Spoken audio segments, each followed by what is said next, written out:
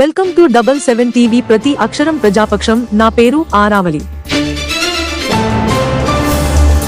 ఏఓబిలో మావోయిస్టులకు చెందిన భారీ డంప్ ను పోలీసులు స్వాధీనం పరుచుకున్నారు.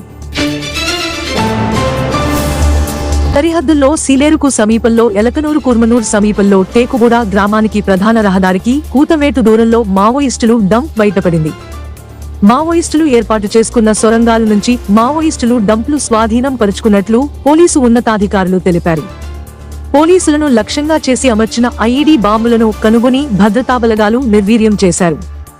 ఈ డంప్లో సబియం ఏఓబిలో మావోయిస్టులకు చెందిన భారీ డంప్ ను పోలీసులు స్వాధీనం పరుచుకున్నారు. సరిహద్దుల్లో సీలేరుకు సమీపంలో ఎలకనూరు కుర్మనూర్ సమీపంలో టేకుగూడ గ్రామానికి ప్రధాన రహదారికి కూతవేటు దూరంలో మావోయిస్టులు డంప్ బయటపడింది. మావోయిస్టులు ఏర్పాటు చేసుకున్న సొరంగాల నుంచి మావోయిస్టులు డంప్లు స్వాధీనం పరుచుకున్నట్లు పోలీసు ఉన్నతాధికారులు తెలిపారు. పోలీసులను లక్ష్యంగా చేసి అమర్చిన ఐఈడీ బాంబులను కనుగొని భద్రతా బలగాలు నిర్వీర్యం చేశారు.